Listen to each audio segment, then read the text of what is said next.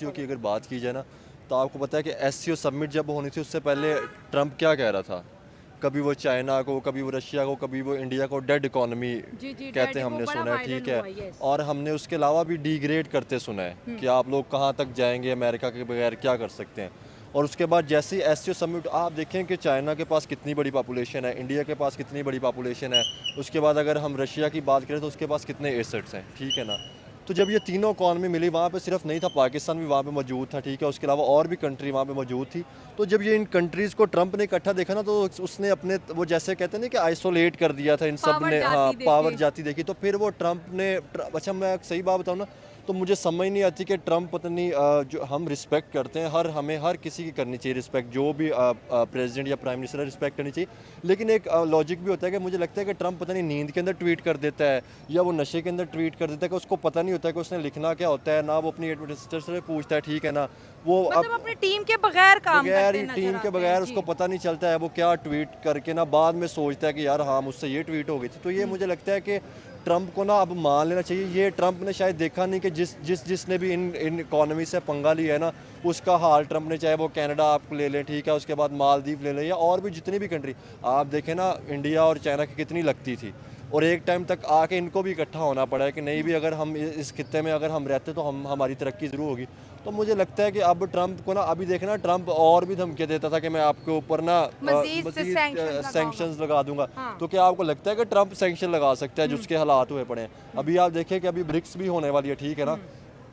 तो मुझे लगता है कि इस टाइम ना हमें अब नज़र आएगा कि ये जो 1-2 साल आने वाले ना, इसमें हमें नज़र आएगा कि डॉलर जो है ना वो भी गिरेगा, ठीक है। उसके बाद अगर दूसरी हम बात करें तो इस टाइम अमेरिका को बहुत बड़ा धचका लगेगा। इस टाइम हम देखेंगे कि नई सुपर पावरें जो है ना, हम जिनसे एक्सपेक्ट नहीं करते थे जो ब्लॉक, वो हमें बनते हुए नज़र आएंगे।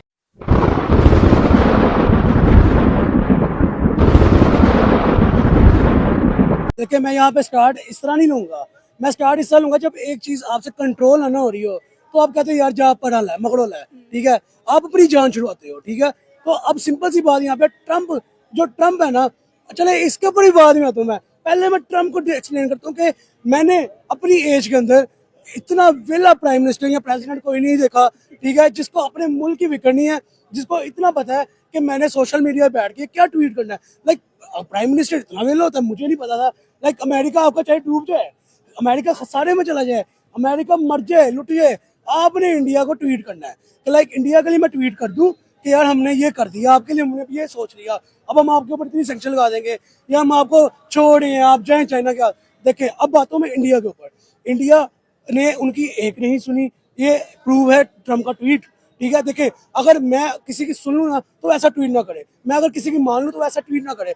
ये ट्रम्प का ट्वीट ये एक्सप्लेन करता है कि इंडिया ने हमारी एक बात नहीं सुनी, इंडिया के ऊपर हमने सैंक्शन लगाए लेकिन इंडिया को 1% फर्क नहीं पड़ा, इंडिया को हमने गिराने की कोशिश की, इंडिया उतना ही ऊपर गया, इंडिया को हमने कहते ना पाँवों में मिट्टी में रोलने की कोशिश की, लेकिन इंडिया ने उतने ही अपने ताल्लुकात बेहतर बनाए। अब देखिए कि इंडिया ट्रम्प जो एक कंट्रोवर्सी हमें नजर आ रही है, बेसिकली कंट्रोवर्सी क्या है? वो कंट्रोवर्सी ये नहीं है कि नरेंद्र मोदी ने उनको सलाम नहीं किया तो ट्रम्प गुस्सा कर गए, ठीक है। वो कंट्रोवर्सी ये है कि आने वाले दौर में इंडिया जैसे इकोनॉमी वाइज ग्रो करता हुआ नजर आ रहा है, इंडिया की जीडीपी जैसे दुनिया को शो करती नजर आ रही है, इंडिया सुपर पावर ना बन के बैठ जाए, ठीक है। अगर इंडिया सुपर पावर बन के बैठ गया तो ट्रम्प की जान को लाले पड़ जाएंगे। ट्रम्प मुंह दिखाने काबिल रहेगा कि यार मेरा तो धंधा चलता था, मेरा तो असला बिकता था, लेकिन एक मुल्क जिसने असला भी नहीं बेचा, जिसने धंधा भी नहीं चलाया, जिसने जंगें भी कराई नहीं, लेकिन वो स्टिल सुपर पावर बन गया। वो कैसे बन गया? वो मैं बताता हूँ कैसे बनेगा। वो ऐसे बनेगा कि उनकी जो पब्लिक है वो अपने प्राइम मिनिस्टर के साथ लॉयल है। उनकी पब्लिक जो है वो जीती और मरती किस लिए है? इंडिया वर्ल्ड के लिए जीती मरती है। वो उनकी पब्लिक अपने मुल्क के बारे में सोचती है। उनकी पब्लिक ये नहीं सोचती कि हम मुल्क छोड़ के चले जाएं।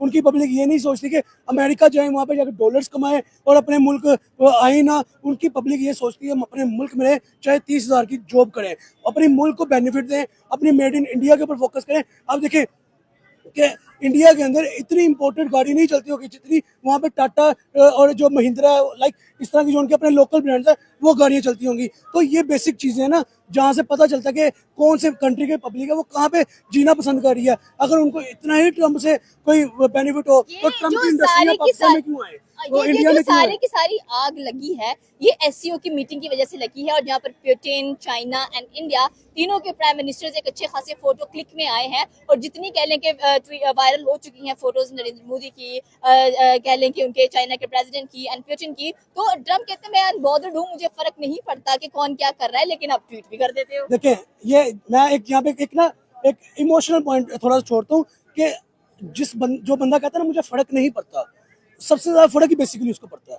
ठीक है, अगर वो मैं हूं ना, मैं कहूंगा ना यार ये ट्रम्प जो भी कर रहा है मुझे क्या से मुझे नहीं फर्क पड़ता, लेकिन मैं चेक जरूर करूंगा। मुझे फर्क ही पड़ता है। तो मैं ये बात कर रहा हूँ ना, मैं फिर जाकर ट्रम्प के ट्विटर अकाउंट को भी स्क्रॉल करूंगा, ट्रम्प ने क्या अपडेट दिया है या नरेंद्र मोदी का क्या आगे से पॉइंट है। तो ये बेसिक चीज होती है कि जो बंदा अपनी तरह से एक माचो मैन सिंपल वर्ड्स कहता है ना, वो बेसिकली होता नहीं है। वो बेसिकली उसको वो चीज का अपडेट भी लेना होता है, उसको स्टॉक भी करना होता है बेसिकली।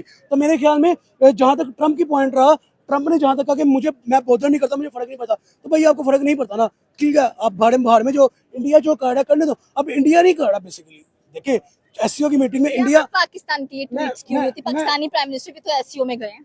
मैं आपको जो पहले इंडिया की बात बताता हूँ, इंडिया खुद एससीओ में गया नहीं गया, इंडिया ने चाइना से खुद हाथ मिलाए नहीं मिलाए, चाइना ने आके इंडिया से हाथ मिलाए, चाइना ने आके इंडिया से ट्रेड ओपन की, चाइना ने आके इंडिया को टूरिस्ट वीजा ओपन किए, चाइना ने आके एससीओ के लिए इन्वाइट किया।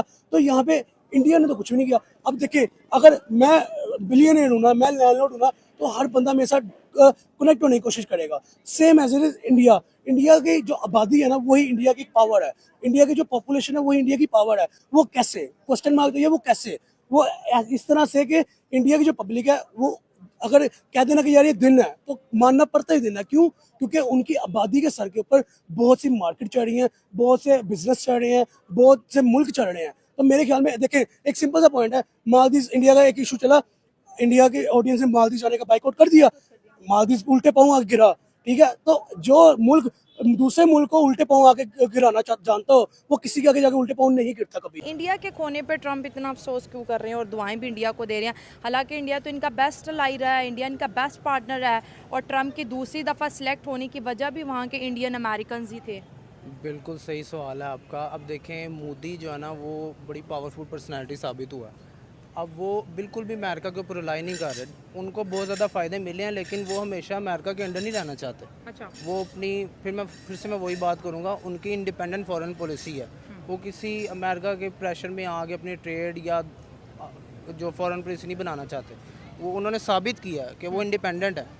वो अब अमेरिका के अलावा चाइना, रशिया, जिसके साथ भी ट्रेड करें, वो किसी के इम्पैक्ट में नहीं रहना चाहते। तो आई थिंक ये अच्छी चीज़ है। डॉलर का क्वेश्चन हम देखते हैं कि आपको वाकई लगता है कि आज की ट्वीट को मैं दोबारा से कोट करूं, और जो आप भर के जो टूटे हुए दिल के साथ ट्रम्प ने कुछ वर्ड टाइप किए, आपको वाकई लगता है कि इंडिया अमेरिका के हाथ से निकल चुका है? आपको लगता है ये सच में हो चुका है? अच्छा, ऐसा होता रहता है। आप देखें पहले भी इंडिया के अमेरिका के साथ तल्लुकात ख़राब होते रहे हैं और दोबारा से आके जो है ना वो तल्लुकात बनते रहे हैं, लेकिन इस दफ़ा अगर बात की जाए तो इस दफ़ा तल्लुकात बहुत ख़राब हुए। हालांकि ट्रंप ने जो आप देखें कि वहाँ पर जितने इंडियंस थे उनका शुक्रिया भी अदा किया था कि कहीं ना कहीं जो मैंने विन किया है वो मैं कहीं ना कहीं इंडियंस जो वहाँ पे ठीक है ओवरसीज़ हैं उनकी वजह से भी मुझे बहुत सपोर्ट मिली है। मुझे लगता है कि ट्रंप ना कुछ ऐसी ट्रंप से गलतियां ज़रूर हो रही हैं। देखें ना सिर्फ पॉलिसी को स्टडी नहीं कर रहा। हाँ देखें यहाँ पे सिर्फ एक चीज़ नहीं है, एलॉन मस्क ने कितना उसका साथ दिया, ठीक है वो सेपरेट हो गया, और हमने बड़ा देखा कि बहुत लोग जो ना ट्रंप से सेपरेट हुए। अब देखें कि अगर आप सिर्फ ये बात ना करें, अगर आप यूरोप की बात करें, ठीक है ना, ठीक है यूरोप के ममालिक जितने भी हैं वो अब उनका भरोसा ट्रंप से, जैसे यूक्रेन रशिया की वार की बात की जाए, वो उठता जा रहा है। ठीक है, तो मुझे लगता है कि ये शायद ये बहुत सी ऐसी गलतियां हैं जो ट्रंप से हो रही है जिसकी वजह से अमेरिका के ऊपर बहुत बुरा असर पड़ रहा है। अब आप देखेंगे सिर्फ हम ये ट्रंप की बात नहीं करें, अब तो आके जो इसमें क्या वाकई लगता है कि सारे अमेरिकन एक जैसे हैं? मुझे लगता है कि इसमें अब अमेरिकन को भी समझ आना चाहिए कि शायद ट्रंप की अपनी गलतियां हैं जो हमें दूसरे ममालिक से हमें दूर कर रहा है। हमारा जो रिलेशनशिप है दूसरे ममालिक से वो कमज़ोर हो रहा है, जिसकी वजह से हमारा मुल्क जो है ना वो क्राइसिस में जाएगा। दोस्तों, भारत आज इतनी बड़ी अर्थव्यवस्था बन चुका है कि अब कोई भी देश, चाहे वह अमेरिका ही क्यों न हो, भारत को अपनी मर्जी से नचा नहीं सकता। अब जरा अमेरिका का हाल देखिए।